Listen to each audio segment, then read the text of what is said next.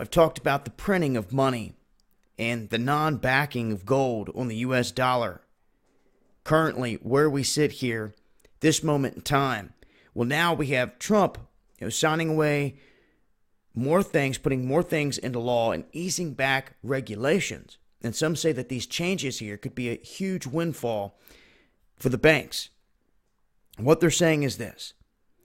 They're saying that a lot of this money would make it back to the investors' pockets, and that in a best case scenario, slashed regulations would result in as much as $218 billion in excess capital that could either be returned to the shareholders or reinvested in business.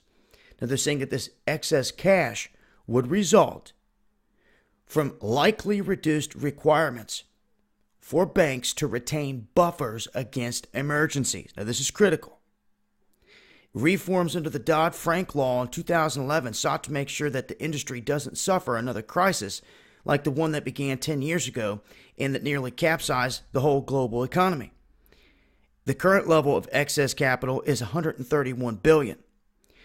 Now, Trump has made easing bank restrictions a key part of his platform.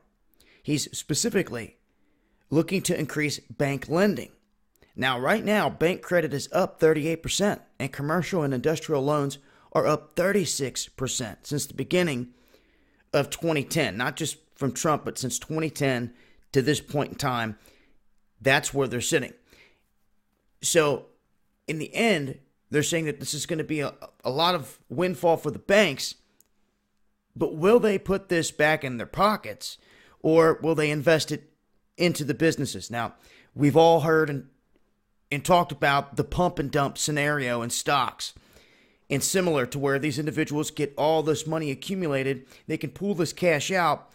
And if they don't reinvest, if they do something similar to what they did on Jekyll Island that caused the first Great Depression, they put out this false alert and all this stuff, this panic on the market, saying that they were going to call in all their stuff. And when they started to actually do this, call in people's assets and everything, they started taking people's stuff, and it just caused pure chaos in the system. And they planned that all out on Jekyll Island well in advance.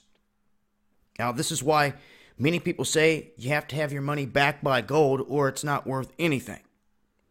And this is right along the lines of what JFK was warning about as well, with the international bankers, the money cartels.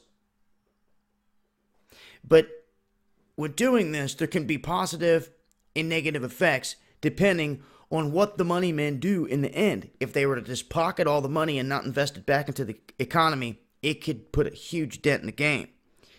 They would just take all their money and run.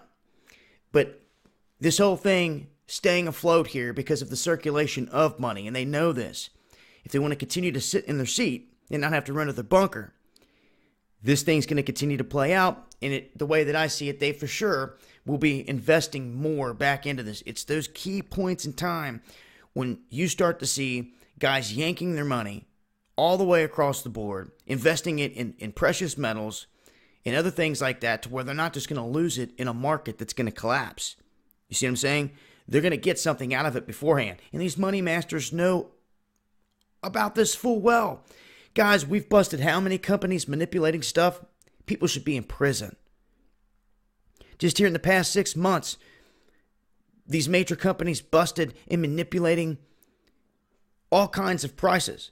We had DB get busted for manipulating precious metals, for crying out loud, guys. They were manipulating the prices of platinum, silver, metal, and they were letting them and their buddies get rich. The corporations get rich, and what happened? They got a smack on the hand, a small fine, and they're still operating, doing the same old thing. So, some updated information there. Here in this system where we're all debt slaves. I'll leave a link. It's been Dabu7.